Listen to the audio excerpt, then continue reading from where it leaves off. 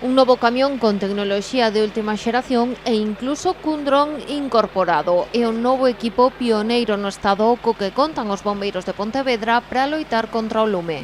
Especialmente os lumes forestais no perímetro de Pontevedra, todas as parroquias, vivendas aisladas, etc. Pode funcionar tamén para casos de inundacións ou casos de, por exemplo, unha persoa que teñamos dúdas se ou non de que este afogada no río, porque pode captar a súa temperatura e definilo, o sea que ten moitas múltiples funcións, non?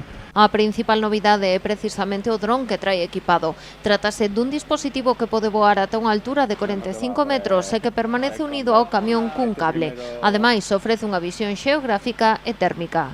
En un incendio industrial, estaríamos hablando, un polígono industrial, somos capaces de subir el dron y con esa imagen térmica ser capaces de ver hacia dónde se nos está propagando ese incendio, cuáles son los puntos calientes y poder modificar la intervención. Si hablamos de una pérdida de una persona, pues estaríamos igual en la situación de poder utilizar la cámara térmica para detectar esa persona. ¿Por qué? Porque desprende un calor y seríamos capaces de localizarla de una mejor manera. Este é o primeiro vehículo forestal do Corpo de Bombeiros de Pontevedra. Conta cunha capacidade de 3.500 litros de auga. Deles 500 resérvanse para un sistema de autoprotección.